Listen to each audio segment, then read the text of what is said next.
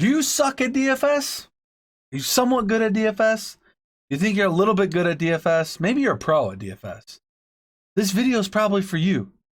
Hell, you might even think you're good at DFS. But really, are you good at DFS? So let's break down what makes you good at DFS. Let's have a quick video here showing the optimizer, showing you tips for DFS success. That's why you guys are here. It's me, Rody, bringing you this awesome video today, and I hope you enjoy it. So you know what I always say? Let's just get to it. Wait, we forgot one thing. The most important thing of the video. Why the hell am I listening to this guy? Who the hell is this guy? Has he won anything? What does he do? Does he even play DFS all the time? Or is he just one of those content creators? See, a lot of these content creators out there, they might have won once in their life. Big win, become a content creator. They like making videos and stuff. But really, do they have the resume to tell you what to do? Do they have the resume that you want to see? So I just wanted to put the proof out there to say that I'm pretty decent at DFS. I got a few wins. I got a couple live final tickets. I'm still searching for more, okay? But here we go, guys. This is the resume. This is what it is. It looks pretty. I get it. It's a nice set of wins. But we still got to get to the video. And still the most important part of the video is liking the video. Hit the like button on the video. And don't forget to subscribe to the video. And you know what would even help me more? Is if you take this video and you share the video to your friends. Because they probably suck at DFS too, right? So let's get them the video so they can get better at DFS. And you might see some screenshots from your buddies like this one, or these ones, or all of these. So let's get to it. All right, guys, after we got through the resume, we got through everything, we're back. We're looking at the RG optimizer. I got the blitz projections up right here. You can see that we're using that. This is for this weekend slate, so we don't really have ownership, but that's really a key metric, guys, is using ownership. We'll talk about that. I've brought 5 different things I want to discuss with you guys, so make sure you stay for all 5 of the items we're going to discuss today. So I do want to give a shout out to Derek Hardy. This is the blitz projections. This is what I use. I absolutely love it. I've always used the RG optimizer. His projections are fire, guys, so give a huge shout out to that. I'll have the links all in the description below. At TrueDFS, we have projections as well. I've showed in previous videos how you can aggregate them together and make a really badass projection of your own. So first thing I want to talk about, though, is contest selection. A lot of people are playing these different contests, these milli makers, these $100 single entries, the 153 entry max, the slants, the $3, 20 max, where there's 200,000 entries and stuff like that. So I'm gonna jump over to the DraftKings page here, just showcase a bunch of different contests that we're in. We might want to show off this one. You can see it's a 236,000 entry contest. We have another big one if you're into the 444, which I doubt anybody who watches this video plays this, but you never know. 767, so it's a little smaller field. We have this 3 entry max. This is one of my favorites, the power sweep. So if you can get into that, it's a 5185. Also, I do want to discuss today the other one, which is the $100 single entry spy, the 555 right here.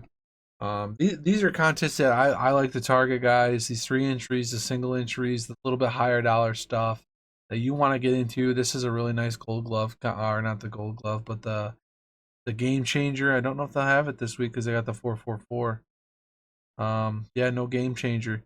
It's a $1,500 contest, and it's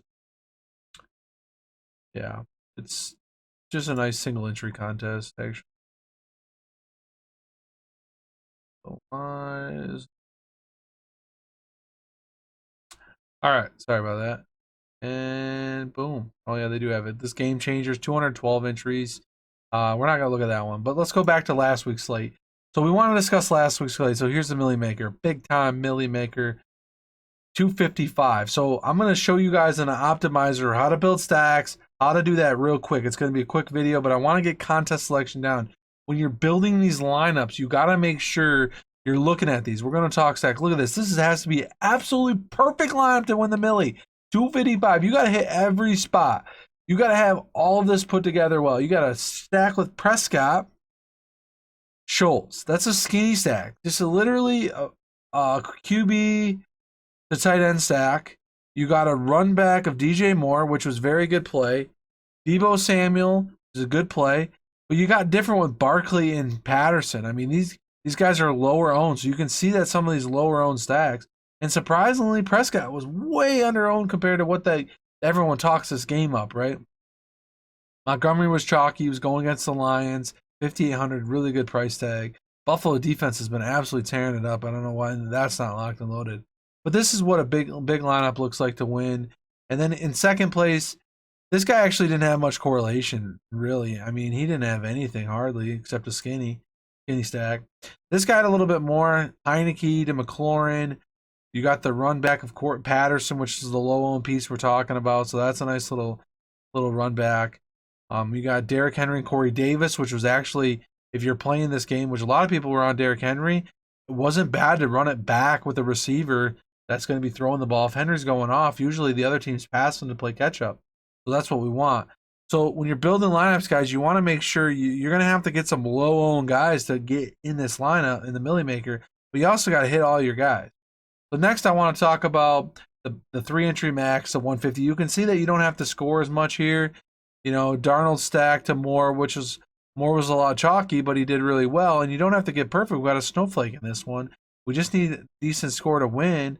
You got Patterson as a play here, but there's not much correlation. You got Cooper as the run back, but there's really not that much correlation to this. It's more so like some cash game plays here with a bunch of different one-offs because Cooper was chalky, Deebo was chalky, a little bit more and more. You can see this is a little bit more of a correlated stack here. McLaurin, Heineke, people were being able to fit a little bit more. Run it back with Patterson. You didn't have any secondary correlations though. I see Miami getting targeted against Indy player on defense. That was just kind of a pump play, I think. Kind of pricey. I don't know why I went with that. But all right, so you can see that you don't really need huge scores in these kind of contests, guys. If you not like the Millie Maker. So this is the this other contest. This is a Mega Millionaire. This is a 444. It's a smaller contest. You can see the scores are real low. This guy didn't even really have much correlation. Again, he had a Heineke, McLaurin, Samuel stack, run back of. I don't even think he got a run back on this. He didn't have Patterson. No run back. You had Derrick Henry, Corey Davis. So you did have a secondary correlation there. You did have a chalkier tight end. I mean, he wasn't as chalky in this lineup. I think most of the sharps were Fade and Schultz. I didn't play a lot of them. He ended up having a real good game. Hill was a little bit more chalky. Montgomery and Henry were really good plays, and the sharps were on those guys. You can see the second lineup's a little more correlated, though. Darnold to Moore with a run back of Schultz. You have Edmonds and Cooper Kupp, so that running back receiver, which we'll talk about, so stay tuned. And then you got Hill as a kind of a one-off play there in a good game environment. You got Harris. He's been the beast, bell cow back for the Steelers. Packers haven't been great on defense for that, so he was getting a little bit of ownership there. Last contest I want to talk about, too, is the $100 Spy. This is a good contest. This is Shrek, actually. Guy from ROTOGRINDERS won this, so give him a huge shout-out. He's on Twitter. RG's been touting his big win this week. He really Blitz member. So, yeah, this guy literally just played a lot of the Blitz plays. And I'm not discrediting anyone. This is a great lineup. He had a nice stack with Darnold to Moore. Moore was a very good play. Blitz loved him. He ran it back with the low-owned, not low-owned Cooper, but a good play in Cooper because his price was $6K. And then he definitely got different with a couple plays here. He had a Deebo that was coming in not as high as it should have been, maybe, in a good game environment. I really liked that game. We talked about that at TrueDFS. Patterson was big. Bobby and the TrueDFS guys were big on Patterson. Unfortunately, I was heavy on Mike Davis, so I didn't get the love. I didn't get this 34 bomb by him. But this was a great play. A nice little build to get a little bit different. He did have the Deebo and Disley correlation there, receiver, the tight end. So yeah, this lineup looked really good. Derrick Henry, Montgomery, all these guys right here were super popular on the Blitz projections. Darnold was getting some love at his price too. Good game script. So yeah, You can see some of these lineups. You know, the Corey Davis, Derrick Henry almost got there on him, but he had a beautiful lineup. So let's go back to the optimizer. Let's see how we can get that. We're also going to look back and see what last week's was. We're going to go back in time. I have it set up here on another tab. We're going to be able to actually take what stacks we're going to build right now. I'm going to show you how to build them right now. And then we're going to go back in time to see what they look like. What we could have got on the weekend. This is going to be really cool. So this is actually really sweet. So this is the optimizer. Everyone asked me how the hell do we use this thing. They look at it. They're confused. You know, so we went through contest selection. So you really need to figure out whether you need to get really different in those higher dollar or the Millie Maker large field contests, or if you're getting the smaller field contests, where you don't have to have as much correlation. You don't have to have huge amounts of ownership, lower ownership guys, you know. But so we want to make sure you're targeting the right contest with the lineup that you're building, okay? So that's the number one thing. We don't have ownership here, but that's a real critical factor. I'd say it's like number 2 on my list. Ownership, so like if Derrick Henry is like 5% owned and he's projected for 24 points this week, you probably want to get him. But if he's like 40% owned at 9K, you maybe want to lay off him. So you got to kind of risk yourself on how owned the guys are relative to the price and their projection. But let's build some stuff quick. This is the build rules section. So if you want to have a quick build, if you have no idea what you're doing, you want to have this on. You want to build team stack, game stacks was what we're going to talk about. Running exposures. This is your exposures and stuff that you want to have on. Ideally, max total lineup exposure. This is a good one for people. You probably want to put that at like 125 to 135. It's different for everyone. I recommend not using it and trying to build your groups and your exposures, in the min-max exposures and with your group settings here. But if you're not used to building optimizers and you want to keep a low-owned build down, let's just run a quick build first. So you got to put a couple zeros in these min-max exposures, then the optimizer button works for you. So this would be ideally right now what a lineup would look like. No ownership, obviously. We don't have that. So it would be 162. This would be like the optimal projected lineup for the week. This would be the cash game build. This is how a lot of people get their cash game builds. Take really good projections and you spit out a cash lineup. Play them in double ups, 50-50s, some smaller field like 100-person GPPs. Maybe you want to throw it in 300-person GPS, higher dollar stuff. This is what you guys want to do. Run this lineup. We don't have ownership, so I can't tell you like. So say if this came out at 150 for ownership, then we would say, okay, we're building, you know, the 3-entry max, this stuff. Then we want to come over to our build rules and say, okay, 125 is okay. If this comes in at like 140, 135, maybe we want to bump this down to 115. We don't want any lineups over 115 in ownership. So that way it gets some of these lower owned guys, okay? Which we'll talk about it. So I also recommend, you know, using salary. I use a lot of salary, so this would be one thing we want to put up here. Sometimes, you know, do 49.4. Something everyone probably puts like 49.5. You let 600 go. Also on DraftKings, we're talking DraftKings specific right now. We want to update our receiver. Maybe we want to play 100% receiver. Maybe you only want to play, you know, 93% receiver and 7% running back. But on DraftKings, the flex spot, this is your flex exposure. Usually receiver because of the extra point PPR. So after we got that, we can talk about some player groups. You can also add, you know, different team groups, opponent groups. So if you're running this quarterback, you know, you can say, hey, if I'm playing, you know, Daniel Jones here, I want to make sure I have Amari Cooper in the lineups, or CeeDee Lamb, or one of those guys, 1 or 2 of those guys. That would be an opponent group stack. And you can also player group it out too as well. But we're not going to do that. That's all you guys learn how to use the groups. If you don't want to play 2 guys, say you don't want to play Saquon Barkley and Evan Ingram in the same lineup, you put them in a group and say, you know, I don't want to do that. You put those guys in a group. Barkley, Evan Ingram, go 0 to 1. You'll only ever have one of these guys in your group. So build a bunch of rules. Group people out. Say there's 2 running backs on a team. You want a little bit of both of them, but you don't want both of them in the same lineup. Group them out. But also remember, you got this button on here that won't usually limit your running backs, receivers, and tight ends on the same team unless in a stack. So be careful with your stacks, which we're going to talk about next. So I want to add primary stacks real quick. I want to show you guys how to do it.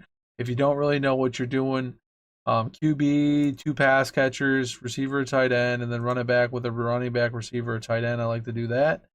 And say you want to do that in like 80% of your lineups. And then 20% of your lineups, we're going to add another stack, primary stack. We're going to add 1 QB, 1 pass catcher, and 1 person running back. So this would be like a skinny stack. You know, not like a 2 pass catcher, it's like a 1 pass catcher stack. We're doing that in 20% of our lineups here. So then we got a secondary stack, which everyone, not everyone, but like a lot of correlation we've seen, like Derrick Henry, Corey Davis. And Corey Davis was a little low owned, so we're getting a good stack there. So we want to do running back to receiver, maybe 80% of the time. And I think I did another one where I did receiver. Say we want to do like a receiver, tight end. No, I want to do receiver, tight end. Like the Debo to Disley stack that we've seen in the winning lineup, right? We want to mimic a real winning lineup, guys. We want to make sure it's awesome. I'm trying to keep the video short, but that's why I'm speeding through some of these things. But everyone, I'll probably make another video where I do this full blown, and I'll show you exactly my stacks and all that. And then say we want to do running back, defense, and 20% of lineups.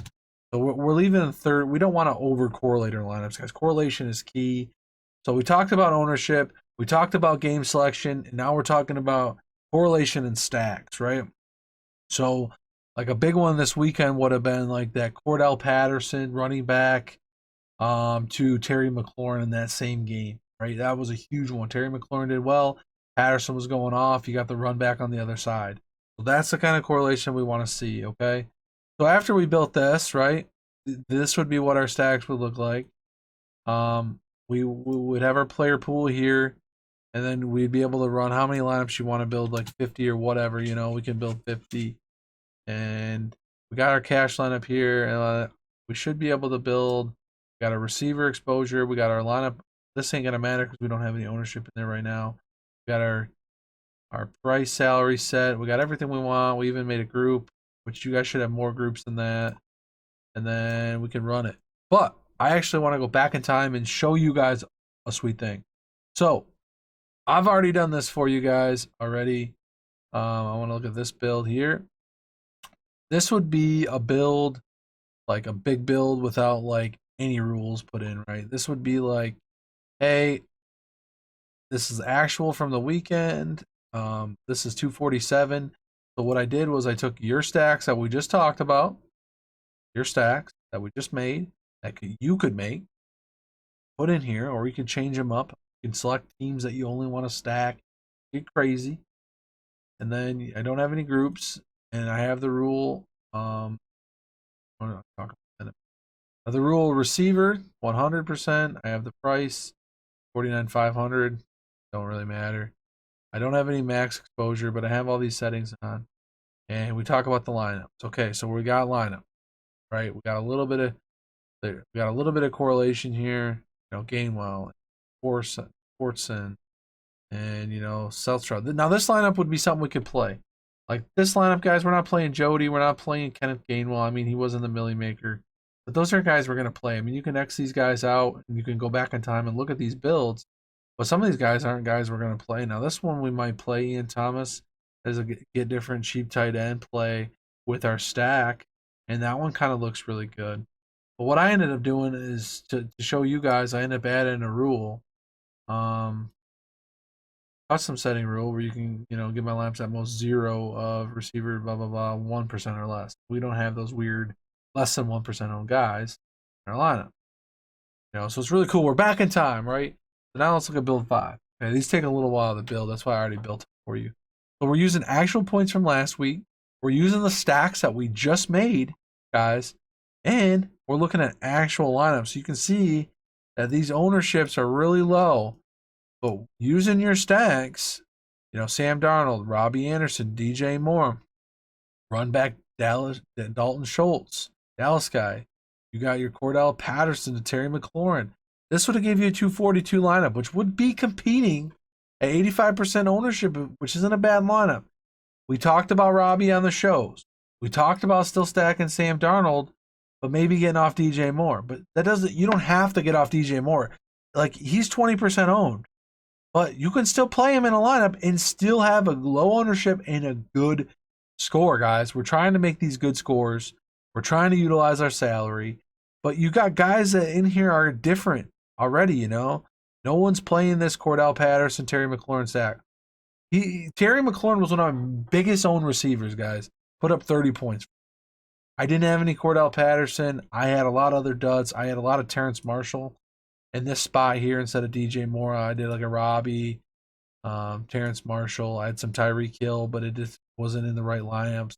I had some Heineke to Terry McLaurin to Logan Thomas stacks, which Logan Thomas got hurt, which put a 0 right here. When you don't have you have a 0 instead of a 17 from Schultz. It don't matter that your Tyreek Hill is in that kind of stack because you're screwed anyway. I got too many zeros in my lineup. I got a Marshall at 1 point. I got a 0 from Logan Thomas, but I got Terry McLaurin. I got Tyreek Hill. Still not gonna put up those scores that we just showed you guys in contest selection. So really, you want to go through the build and say, okay, maybe I want to cap Cordell Patterson. He's in all the lineups because he scored the biggest game. But like when you're on the other builder that we just showed you, when you're building the lineups, you don't know the results. We don't know Cordell Patterson's awesome. You might even X this guy out of your pool. I pretty much had him in like 3 to 5 lineups. So you might want to say, okay, I only want him in 40% of my lineup, max. Okay, maybe I want him in 10. So 10 to 40, something like that. Oh, Tyreek Hill, he's so good, right? I want to put him in 20. I want to go almost double the field on him, right? So if he's going to be 12% owned, we want to almost double the field on that. Say we like Tyreek Hill. Risks and exposures. Number 4, guys, we're talking about. We want to say, hey, this guy projects well in the builder. We look at receivers here. This guy, Tyreek Hill, man, he projects really good. Let's see what he actually projected. Number 3 on the list, guys. He scored 47 points. He projected number 3, only at 12%. He was, I don't have the smash play up like we do now, but guys, at 8K, look at all these 8K receivers. You're always hearing me talking up 8K receivers. Paying down at running back. We're talking about that at TrueDFS all week long. We're going to pay up for, we want some of these receivers. You know, we want these 7K guys. You know, McLaurin, we want, you know, I got a lot of Ridley this week. You know, DK Metcalf. These are guys we want in our lineups. You know, I'm not going down here and playing like Adam Humphries in the Washington stack. You know, I might, you know, he might drop into a lineup or two, you know, with Terry McLaurin or something. You know, you can see some of those guys dropping in lineups, but I'm usually not playing a lot of these guys down here. I'm really off that tier. I'm up here where I want this Tyreek Hill 47-point game. You know, when you go to tight end here, yeah, Kelsey only scored 6 points. You know, but look at these other tight ends. They didn't really do anything. Let's look at actual. Dawson Knox. I don't even think anybody had him. He was what? No ownership probably. But like, look at these tight ends. And, you know, these are good scores by some random tight ends here. You know, Goddard's good. Mike Gesicki's good. Schultz was projected well. You know, he was in the tier. But, you know, you don't have your top tight ends there, you know, that I really liked. And they're projected Kelsey, Kittle. You don't have those guys up there. And Logan Thomas. Those are the guys I'm using because they're usually a sure thing. Kelsey's dropping 25 points and gives me the sure points in the lineup. That's why I like playing them. So let's go back to the build. So that's just a little quick intro on how to do your exposures. Say you want that. Say I was all in on Terry McLaurin. I had like 30% of them. And say I didn't want any 40. So I wanted somewhere between 30 and 40%. That would probably be, you know, 3x the field is what I was thinking. I was thinking he was around 10%. You know, we want 3x the field on this guy. That's what I want. I really like Terry McLaurin this week, and it worked out. But then I said DJ Moore, I only want like 15% of him. So I want to be a little bit under the field on him, or even less. You know, I mean, say you even want to be 10%. I want to be half under the field on DJ Moore. Too chalky for me, lost potential, blah, blah, blah, right? Well, he ended up doing really well. So the point of this is, guys, with ownership, which is whatever one we talked about, number 2, I think, it's key to get these ownerships in these lines, you know, like DJ Moore, 20% here, but look at the overall ownership, 84, 83. We're scoring 238, which is probably good enough to win the, you know, the $100 single entry, the 153 max. You know, it's not going to take the Million Maker down because we put in correlation rule. We put in our staff. These are our rules that we put in. in the stacks. Like, we want this combination, and we're getting it. Darnold, Robbie Anderson, DJ Moore. I was high on that stack. I didn't have a lot of Barkley. We didn't have a lot of that, but that's okay. You have Cordell and Terry still. Let's see if we're not getting to a lot of different players here. That's our only problem. I didn't cap it, so I'm gonna get all Darnold. I should have capped it. I mean, obviously I'm gonna get the highest guys that score, but you can see. I guess no, I got 50 lineups. Yeah. No, we got some Hurts. Let's look at some Hurts. All right, here we go. So we got a Jalen Hurts lineup, which I had Hurts, Heineke, a little Prescott, little Darnold. I had all these guys, right? So Hurts in a stack with Devontae Smith. I preached him up all week. Oh, he dropped 19 points. That's not bad. 5,700, 3% ownership. I'll take that. Zach Ertz, he had 12 points. He was getting a lot of looks. He got overthrown one across the end zone. I mean, he could have had another touchdown right there to Hurts to them. These guys could have had bigger scores. So look at this. This is a Hurts to Smith to Ertz run back. Or Ertz just because he's cheap. Run it back with Tyreek Hill. You got the Patterson, Terry McLaurin stack, just like we're building, right? You got a little San Francisco Deebo Samuel, which he was popular percent own wise here overall, but like he was a good blitz had him projected well. So this is a really nice build. I really like this. This is somewhere I was getting. Now this build we probably weren't getting a Darnell Mooney, but you could have took some shots. Detroit's got a bad defense. You figure Justin Fields is putting up some points here. He did have a really nice game. So, if Allen Robinson doesn't have a game, you can have Darnell Mooney. If you don't stack the game, you could put a group in where you don't want Mooney, you don't want Robinson, and in the same lineup, or 0 to 1, you want one of those two guys, or you just leave that limit, running back, receiver, tight end rule on. But these are some nice stacks, okay, guys. Let's look at the Dak Prescott. Now, everyone thought this guy was going to be a little bit more chalky. He ended up being a lot lower owned, I believe, than this. But you got him to Cooper to Schultz, which Cooper did okay. Schultz did really well. And then you run that back with DJ Moore, that dropped 31. You're scoring looking at a 230, which is still taking stuff down. If you run this build actually without these type of stacks and these rules that we made, you get to like 260, 270s. It's kind of crazy. I think I got them up. I'll show you. But you got Tyreek Hill here and Devontae Smith, receiver to receiver. Remember, we created that secondary correlation, which we're talking about correlation right now, guys. We created all that. It's really nice. So yeah, that's the biggest thing is you see the correlation here and how you're getting these scores, right? You see all these big scores are correlated, right? So let's look at different rules here. Yeah, you can see if I don't put any rules, you're gonna get Dawson Knox. He had the most points at tight end. You're gonna get like Sam Darnold to DJ Moore. Randall Cobb. He had a big game. For Green Bay. Devontae Adams was projected well. I was heavy on him. He didn't have. So basically, I kind of flipped the script. DJ Moore was chalky. Devontae Adams was chalky. I took the Devontae Adams side. I got lower exposure to DJ Moore. I got different with Robbie Anderson and Terrence Marshall. I kind of flipped the build. I also flipped the build. I wanted some more Chuba. I wanted a lot of Ezekiel Elliott. Those were two of my higher exposed running backs. A lot of Zeke in the stack. I had a lot of KC stacks and cheaper guys like Mike Davis instead of Cordell. So I had too many duds in my lineups, but I had a lot of the pieces right. I had the correlation going. It's just about all hitting it all in one weekend, guys. Hitting that one lineup. So building a lineup. So it's not has nothing to do with the players we're picking. I'm saying names because that's what's on the screen. But it's all about these salaries. It's all about these projections and ownership. It's an entire lineup.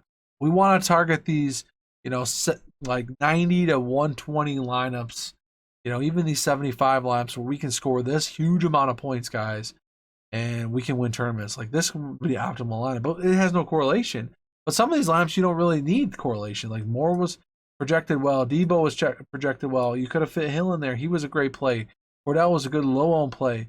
Saquon was, he's always a good play. He's so cheap right now. Like that's why people were playing him. He's so cheap. Green Bay, we knew someone was going to score, right? We thought it was Adams. It could have, they didn't have MBS, so Cobb had to get a more role. Even the coach talked about it the week before. That Cobb's going to get more work. Sure as shit he did. And, just sometimes you don't believe it. And he, sometimes you got to say, hey, that's going to drive his ownership up, so maybe we shouldn't even play him. No MVS. Everyone's going to go to Cobb or Lazard. I'm just going to play Adams because he's their number one guy. The goal line throws. You know, I played a lot of Aaron Jones. Maybe he'll get 2 or 3 touchdowns or something, go big. You know, so you play that different side of the approach. And, you know, you kind of build your lineup. You kind of mold it together. You correlate it together. So I'm trying not to have a huge long video with this. I know it's getting a little longer, but we've talked about contest selection. We talked about ownership. We talked about the entire lineup, guys. It's not about players. We're not going, I want Travis Kelce, lock him in. I want, you know, I want Cooper Kupp, locking him in there. I want Debo. You know, I want these guys, and then, oh, shoot, I got no money left. So I got to go down here and get, who do I got for 3K? I want Tony for the, that's going to be a good game. He's going to get more work. Shepard's out, right? Let's lock him in there. This guy ain't projected for nothing down here. I mean, what did he score? He did score 23. I mean, that was a good play over the weekend. Or no, that was Cobb. Yeah, Tony. What did he end up? 13.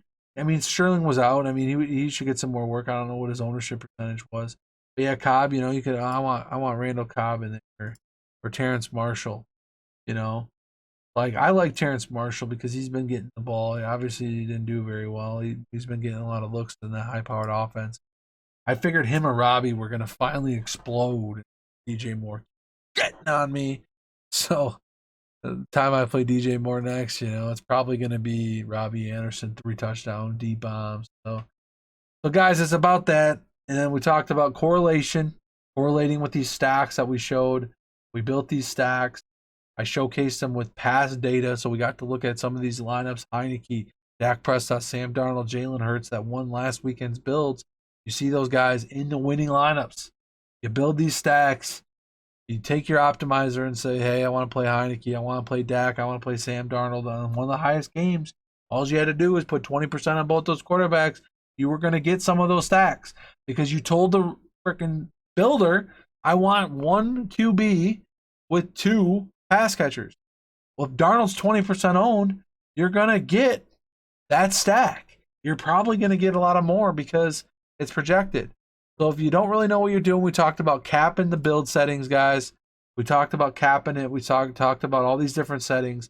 I hope this helps you guys out a ton. I'm trying to help everyone. Everyone asks me so many strategy questions. It's really simple, guys.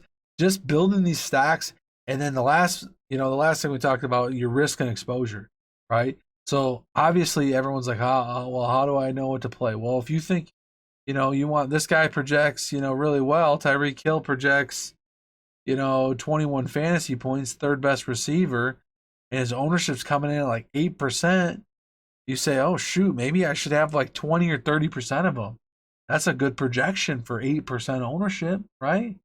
You know, so we load up on him. You know, we put 20% there. We're double the field on him, right? So that's your exposure. Now if you say he's 8% and you're like, oh my gosh, Tyreek Hill should be like 100%. Like, we need to lock him in. We lock him in. But just remember, you're risking that. You're all in on Tyreek Hill now, right? So if he fails, all your lineups are bad. But if he drops 47 again and you build 150, you got 150 shots of getting other pieces right in your lineup to win all the money. Okay? So it's risk and exposure. So I get usually heavy on guys. I get up to 40 or 50% on some guys. Even one week I had 90 lineups of DK Metcalf when he had that good game. He wasn't even that good. He scored a touchdown. He had like 20 some points on FanDuel at least. But I had him a 90 of 150.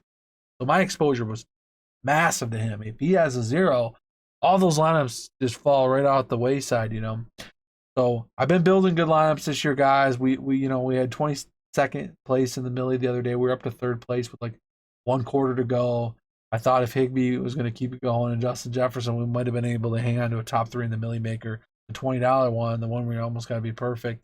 You know, I got a 214 score. First place was like 221 a couple weeks ago. So like we were right there, guys. We've been building them and back-to-back showdowns. Recently just took first in. You know, we had a unique lineup in second, just 2 points behind. That lineup flips, we win 60K. You know, you've seen the new monster in the World Football Final that I just won this year. So we're on the right path, guys. We're building good lineups, and that's the key. You just got to get it all right one weekend. You just got to hit it. You build these lineups good, and you just keep building them, putting them in the right contests as we talked about. I gave you all the tips to be a successful DFS player, guys. contest, ownership, lineup, correlation, risks and exposures. Boom. It's all right here. That's all you got to do. Put it all together. Put it in the brain and build. Right? So, as always, hit the like button because this video was the bomb. You watched the whole thing. You know, if you didn't watch the whole thing, you probably suck at DFS, or you're gonna suck at DFS for a long time. And make sure you share it to your buddies because you don't want them to suck at DFS. And hit the subscribe button to the channel, and then probably share the video again because your buddies probably didn't click on it the first time because they really suck at DFS and they don't care to get better at DFS. So it's me, Rody. We're in the Discord. All that's in the description below. As always, I answer everyone's questions in the Discord all the time. We talk the strategy. We talk Austin Eckler captain the other day. We talk Donald Farnham catching the touchdown pass. In the chat, we call it out before the game. Also, if your content provider that you're following or watching is not telling you these sweet tips and getting you these players, you better check us out at TrueDFS because we're in on these players. We're giving you the low-owned guys. We're giving you the good plays. We're giving you the right thing. And better yet, I'm showing you the screenshots to prove the system that we just talked about is working. Okay? Right? Seen them in MLB. You've seen it in football now. Okay, NBA's coming up too. We'll be there. Right? So the system, just stay with the system, guys. Take everything I said, put it in your brain, build, like the video, subscribe to the channel, check me out in the Discord, and I'll see you at the top.